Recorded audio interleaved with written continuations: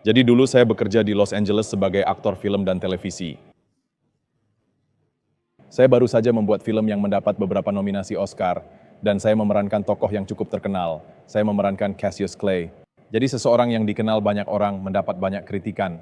Dan saya telah bekerja di film dan televisi sebagai aktor di Los Angeles selama sekitar 10 tahun secara profesional. Saya baru saja memulai karir saya. Itu adalah sebuah terobosan besar. Tetapi saya menghadiri gereja Masehi Advent hari ke-7, tetapi saya tidak tahu pekabarannya. Saya telah membaca Alkitab, saya percaya pada hari Sabat, tetapi saya tidak mendengarkan Ellen White. Gereja agak terpecah belah. Beberapa orang di gereja berkata, ya Anda harus membacanya. Tetapi orang lain berkata, oh Anda tidak perlu itu. Itu sudah ketinggalan zaman. Ya, atau bahkan Anda tahu saya tidak mendengarkan hal-hal itu.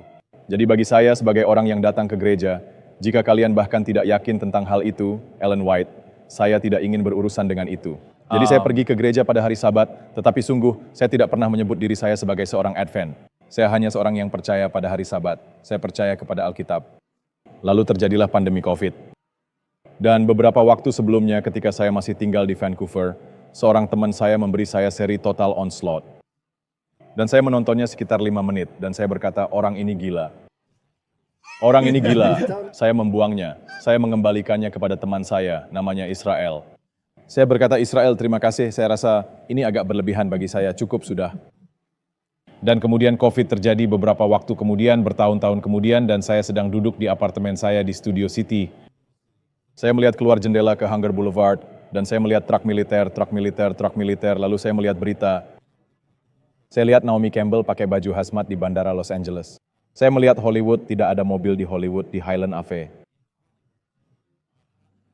Anda tahu, saya bilang ini sulit dipercaya. Pada saat yang sama, saya melakukan banyak pertemuan dengan perusahaan eksekutif Spielberg, dengan perusahaan Tyler Perry, dengan banyak orang produksi tingkat tinggi yang berbeda, karena mereka ingin melihat apakah ada proyek yang dapat mereka kerjakan bersama saya. Sekarang saya punya film ini yang keluar, dan tidak mengatakan apa-apa tentang orang-orang itu secara khusus. Tetapi saya berbicara dengan beberapa eksekutif, dan pesan yang mereka katakan kepada saya dalam pertemuan-pertemuan kami adalah tentang mempromosikan agenda setan. Itu selalu tentang kehidupan setelah kematian, kehidupan kekal, citra masonik. Saya bahkan tidak akan menyebutkan nama proyeknya, karena saya tidak ingin membuat orang lain dalam masalah, tapi segalanya tentang hal itu. Ada yang lakukan pemujaan matahari dan ingin saya datang. Ada teman saya yang jadi anggota Freemason, yang mempromosikan Freemasonry dalam wawancara kami secara terang-terangan. Dan saya berpikir, hal-hal ini adalah hal yang dikatakan orang itu, Walter Faith. Ini benar. Saya menjalaninya, saya melihatnya dalam hidup saya sendiri bahwa orang ini mengatakan yang sebenarnya. Dan saya tidak dapat mengingat siapa Anda. Jadi saya mulai mencari teori konspirasi orang Advent German. Saya coba cari Anda, dan saya menemukannya. Kemudian saya mulai nonton seri Total Onslaught dalam 3 hari. Saya menonton semua 36 video. Saya tonton satu demi satu, dan saya berkata, oh kawan, ini nyata. Dan kemudian saya harus membuat pilihan, karena saya telah bekerja begitu lama untuk karier saya, dan akhirnya saya mendapatkannya. Anda tidak ingin melepaskannya begitu saja.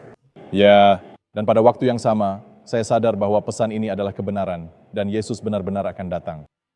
Dan saya sadar bahwa saya tidak akan memiliki kesempatan lagi untuk melakukan hal ini. Jadi pada saat itu saya berpikir, apa untungnya seseorang mendapatkan seluruh dunia tetapi kehilangan nyawanya?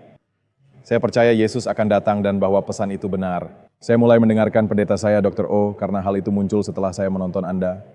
Anda pernah ke gereja Advent State Line, jadi Anda tahu Dr. O. Dan setelah itu saya mendengarkan kalian berdua, dan kalian berdua banyak sekali membicarakan Ellen White. Saya berpikir, baiklah, saya percaya pada orang-orang ini, dan mereka terus berbicara tentang Ellen White. Saya harus menyempatkan untuk membacanya. Jadi saya membaca Adventist Home terlebih dahulu, dan itu sangat menyentuh saya secara pribadi. Kemudian saya membaca Kemenangan Akhir, dan setelah itu saya berkata, ini tak terbantahkan. Ellen White adalah seorang nabi. Hal-hal ini tidak mungkin ditulis oleh seorang manusia dengan hikmatnya sendiri, dengan pemahamannya sendiri. Mustahil. Mustahil.